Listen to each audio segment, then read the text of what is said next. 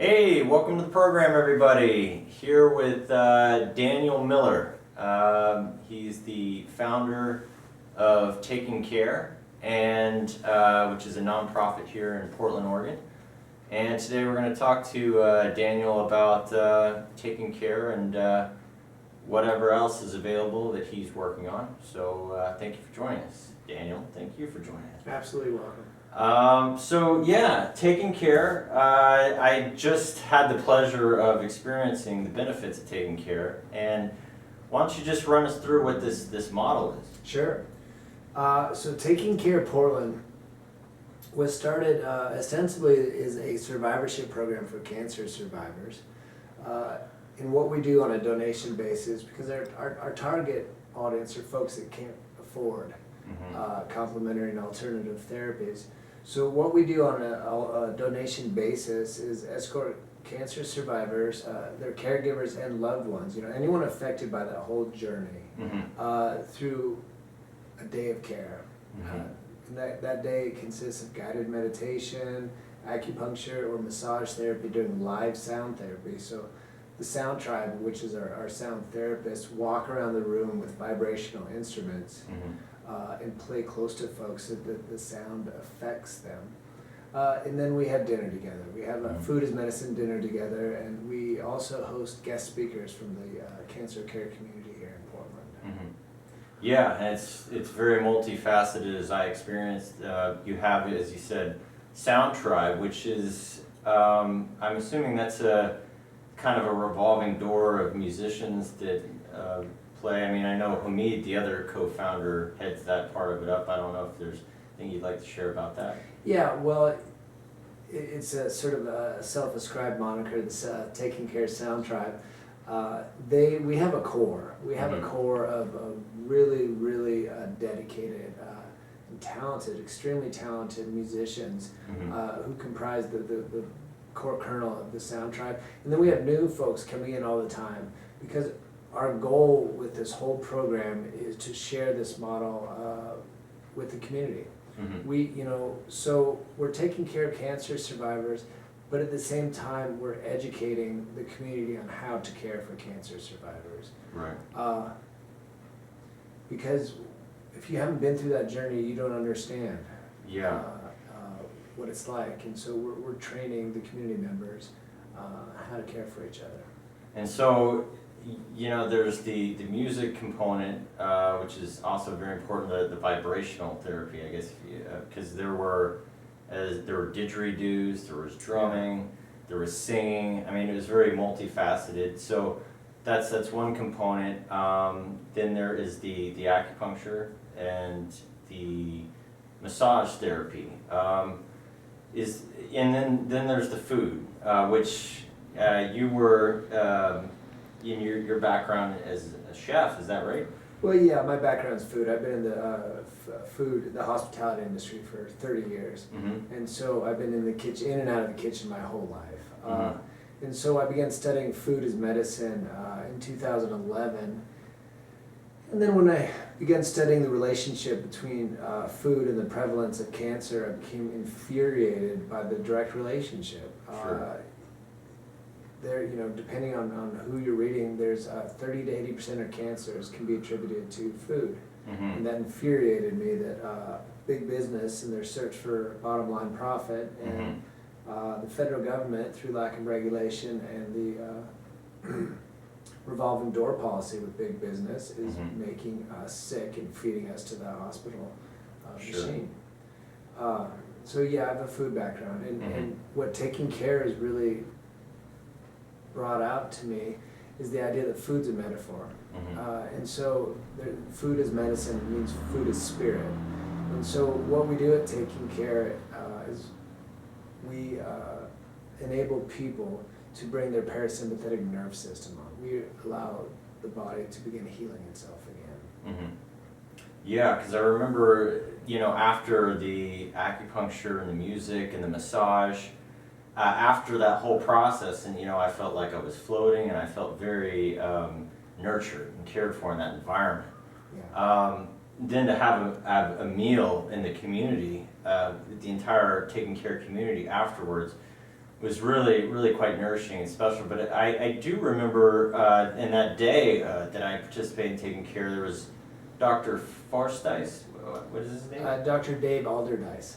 I'm sorry. Dr. Dave Alderdice actually had he gave a presentation about how fasting, the benefits of fasting, and I think it kind of hits on the point about how we almost eat and eat and eat the food that's sort of in our face, produced by business and promoted by government, whatever else. We kind of eat this food as a society, by habit almost. Yeah. And it totally, it kind of encourages these diseases, if you will. It kind of supports these It diseases does. like cancer. But in his presentation, he talked about how fasting can kind of reverse that trend and reverse our behavior as well and our habits. I thought that was very helpful. Absolutely. I do presentations at high schools, and for high schoolers, to trying to educate them about food and the ethics of food. And I tell them, just like I tell a lot of folks, that big business, it's in their interest to convince us that what they're selling is food. And it's not food. Mm-hmm. It's salt and it's sugar, which convinces our body that there's something there that's food, but it's a food-like product. Mm-hmm. And it creates inflammation, and inflammation is so bad for the human body and a cause of disease. Mm-hmm. Sure. So I wonder if you wouldn't mind, this is getting a little personal, if you wouldn't mind telling us a little bit about how you came to taking care, because I know that this is for cancer survivors, and Hamid, the other co-founder, is obviously one of those, but you had a little bit different experience with your medical background. Yeah. I don't know if you care to talk about any Sure. of that, or? No, absolutely. Open book. Okay. So I was running restaurants for MGM Mirage in 2002, and one night after work I was at a nightclub, and 3 gangsters were assaulting a homosexual dude. Mm-hmm. So I interfered with that, and the gay guy ran off, and the gangsters beat me senseless. And then they held my neck till I quit breathing. Mm-hmm. And so because of that lack of oxygen to the brain, I suffered anoxia, which is a form of brain damage. Mm-hmm. And I was in a coma for 10 days. Mm-hmm. The doctors induced a coma. And they really had no idea whether I'd come out or what shape I'd be in if I came Mm-hmm. out. Which must have been horrible for my parents to hear. Yeah, I can imagine. Wow. Yeah, so I did come out. And had to learn to talk again, learn to walk again, do all that kind of stuff. Sure. Deal with the damage that had been done. And my mom wanted to bring me back home to Portland. Mm-hmm. And the doctors, and my father agreed with the doctors. They didn't think that was a good idea because they thought that it would shock my brain to not have the same routines and the same faces around me. Mm-hmm. So I stayed for another year, gave my notice, and then the president of the casino convinced me to stay and open a restaurant for him. And I stayed as long as I could, which was another 9 months, and then I had to come back home because Yeah. home was calling. And it wasn't necessarily home that was calling, it was that feeling inside Yeah. that I needed to fill. I needed more than just being out in the world and working. I needed to Mhm. have that spirit again. Sure. And when I came back home, I intellectually knew that this was home, and I was waiting for my heart to fill up again, but it didn't, and I felt like a stranger in my own house. Mm. I knew my family were all around me, but they didn't understand me. They didn't understand the journey that I was on. They didn't understand who I was. I didn't understand who I was because I was different. Mhm. I can't compare myself because I don't have that context anymore. But I was a different person. And this was 2004, so I began my own survivorship program. We didn't have the studies that we do now about as many studies about complementary and alternative modalities. So I built a survivorship program for myself out of trial and error. Mhm. Began to meditate. I had to learn how to cook again. Yeah. And my dad came down a lot, and we spent time chefing together. And I was learning how to feed myself with nutritious foods, and that made me feel good. And because I was meditating, I could actually listen to my body and understand that good food made a difference. Sure. Because my body wanted it. Yeah. And so I was inspired by that to give back. Mm-hmm. So I started building a video recipe encyclopedia with my father. He's a chef. He's been a chef for many years. And I started filming him cook his favorite dishes. Mm-hmm. And then I would edit that and put that on the website. Cool. My idea was to teach other people how to cook food from scratch so that they could feel like I felt, which was I was beginning to feel healthy again. I was beginning to feel whole again Mm-hmm. through the incorporation of nutrition in my habits. Mm-hmm. I worked on that for 4 years, and then I launched the website in 2008. And this was 2004. We didn't have Weebly or Wix. So it cost many thousands of dollars to launch the site. It was an operation. It was an operation, and it was a steep learning curve. And I learned a lot and had an amazing time. Mm-hmm. And duckspoon.com is still alive. Oh, cool. My little humble website, my first business venture. Mm-hmm. But in 2011, I had another epiphany. I wanted not only to teach people how to cook food from scratch, I wanted to teach people about food as medicine, about the right foods for Mm-hmm. their specific body types. So I started a supper club here in Portland in collaboration with naturopathic doctors. I would sit down with a doctor. We would choose an ailment, say cardiovascular disease. Mm-hmm. The doctor would give me a list of ingredients, and then I would find a chef, sit down with the chef, and build a 4-course meal. And as each course went out, the doctor would stand up and talk about it. And so the folks dining at the tables had their coursework right in front of them while they're eating it. And then they would ask questions, write notes, and just enjoy dinner. So Dinner together. these meals were geared towards supporting whatever, like cardiovascular disease or whatever, Right. or was it just? We did strokes, cardiovascular disease, cancer, Wow. just all kinds, the whole gamut of ailments, whatever was interesting. And the food itself was it sort of arranged to maybe be supportive of their I mean, obviously it was, but Absolutely. that was like a direct. Okay. Yeah, absolutely. Interesting. Absolutely. Yep. Wow. Yep. Cool. Like for cancer, cruciferous vegetables, Mhm. and vegetables high in anthocyanins, berries, black rice, that Mhm. kind of stuff. And then we talk about it. It was a lot of fun. And that's when Hamid, who was my personal licensed massage therapist at the time, I went to him for some work because I still have scar tissue from that beating Yeah. on my spinal cord. And he told me that he was working with his musician buddies and his LMTs, licensed massage therapist buddies, and they were playing music while they gave massage. And I was like, oh my gosh, you know what I'm doing? I'm working with doctors and throwing dinner. Why don't we just put these together? Yeah. Yeah, and then we can save the world. And now you have the model for saving the Yeah, world. well, it's taken us, we've done 10 quarterly events. Mhm. 3 years we'll be doing this in June. Mhm. And the model has shifted because we do before and after surveys at each event. Mhm. And I read those surveys over and over again to understand the input coming from the participants. And so the model is shifted a little bit here and there. Mhm. For example, this last model we did that you attended, we successfully incorporated energy work.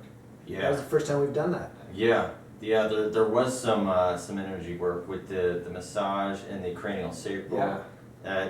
Amazing. Anyway. Yeah. Yeah. Yeah, and so these surveys, about a year and a half ago, I began to measure the results on the participants for their stress, pain, and anxiety.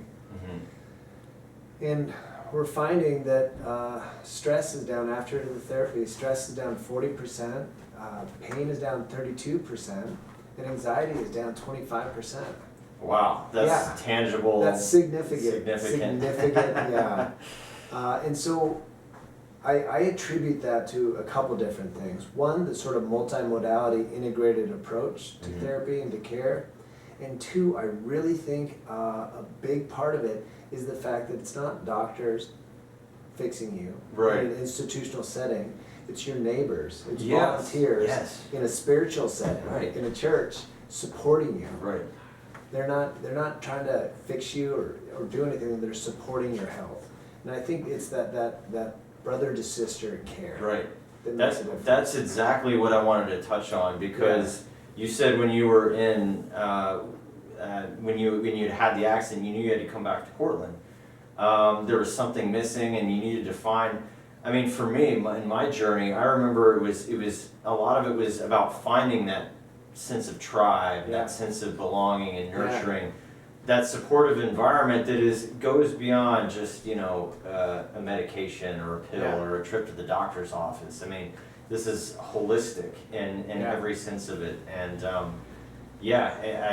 taking care is such a good model for, at least giving people an entryway into that, Yeah, I found. So, yeah, tremendous job. and it's thank you, and it's fascinating because, like I said, we've done 10 of these, and we've lost some folks. Mm-hmm.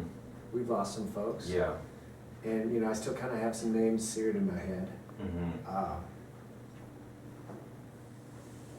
But and we have some folks that this is their survivorship program. They come back every time Yeah. because they're on fixed incomes. They're Right. low-income folks, and this is how they care for themselves, and that's amazing to be there for them. Right.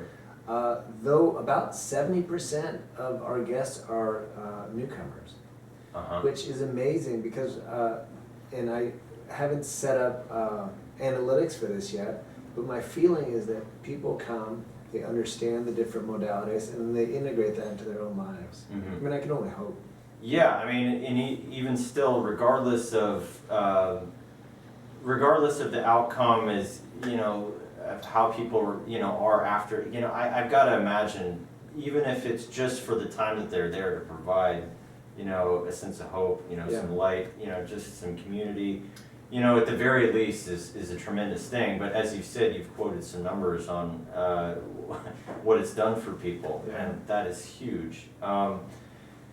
I assume that you're always looking for more volunteers. Would you like to talk a little bit about how people can maybe get involved in what you do? Absolutely. There's a whole bunch of ways to get involved. We are always looking for volunteers for sure. And we're in the process of growing the organization. So we're starting to offer monthly sound therapy workshops at the Tabor Space Church. And we're starting to do cooking workshops monthly. Mhm. We also have, there's a local business called Grocery Go-Getter. Okay. And I designed, with the naturopathic doctor and the owner of Grocery Go-Getter, Michael Freeston, we designed a Taking Care Portland vegetable juicing box specifically designed for cancer survivors. So it has all the high nutrient stuff that you need. Uh-huh. And anytime someone orders one of those boxes, and it's delivered, it's organic vegetables that are delivered to your door every week. Every time someone orders one of those boxes, Michael donates $1 to Taking Care. Oh, great. So at the very simplest, you could get some vegetables and support us that way. Right, You right. could volunteer, you could get online and buy our CD. Mm-hmm. The Sound Tribe CD. That's right. Cool. We produced our first CD back in June. Mm-hmm. We're on a second release of that now. Okay. And then, And that's accessible through your website? yeah, Okay, which is takingcareportland.com. takingcareportland.com. Yeah. And great. So there's, what kind of clientele for this are you guys looking for? I mean, again, it's cancer survivors. I guess that's where it is right now. Maybe talk about where it's headed, because you said you Sure. did want to expand a little bit in the Sure. future. Well, we want to expand in two different directions. Mhm. One, Tabor Space in 2015 is going to begin going into other historic Portland churches and Mhm. replicating their model. Right. I want to go with them and take our Taking Care model with them to new churches, to new communities, and set up survivorship models there, Here in Portland. here in Portland. Awesome. And eventually, outside. Who knows? of Portland. Yeah. That's right. Because the idea behind this is that although this is fantastic for cancer survivors, every human being deserves and needs this kind of therapy. Mhm. Because in the modern day age, our sympathetic nerve system, the fight or flight response, Right. is triggered 50 times a day. Mhm. A bus horn goes off, or Mhm. your boss gets snarky with you, Right. or you're late taking the kids to soccer.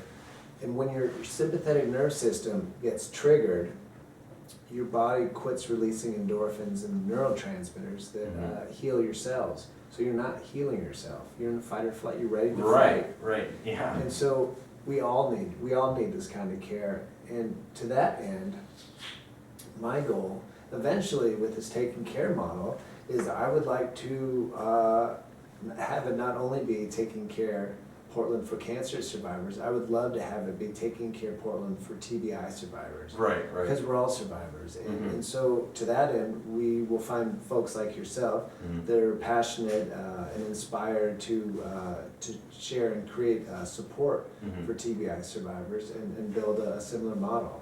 Sure, I mean, and as you said, the fight or flight in the society that we live in with the growth of population and as crazy as things seem to be getting, I don't think the fight or flight triggers are going anywhere anytime soon. No. So it's almost like it's up to all of us to create these spaces and do what we can to support this. And what else? Because I know that we talked earlier about an introduction, Sound Tribe. Maybe something that people can kind of get to know a little bit about what this is about. That's kind of open to the public, if you will. Sure. Maybe talk a little bit more about that. Okay. Well, the first Monday of every month from 5 to 7 p.m. we have a sound therapy workshop in Mhm. the Commons at Tabor Space, and everyone's welcome. Mhm. It's donation based, which means we'd sure like you to donate a bucket sure. too, but it doesn't matter if you can't. It's for a good cause. Right. We never turn people away. We never Sure. turn people away for lack of funds, and that's something that we'll stand by. Mhm. And then on May 30th at 6 o'clock, we're having a Sound Tribe sound therapy concert in the chapel. Awesome. And it's an hour and a half long concert, and interwoven in that hour and a half of healing music will be guided meditation. Mhm. And then after that, we'll go next door to the Commons, and we'll have more music and snacks, beverages, a social hour, and a silent auction. That'll be our fundraiser to try and make some money to continue on with the programs. Cool. There you have it. That's Taking Care. We're did we say the website? TakingCarePortland.com. TakingCarePortland.com. Yeah, check it out. Donate. Get involved. Awesome program. I can tell you from my own personal experience, it's a winner. All right. Thanks.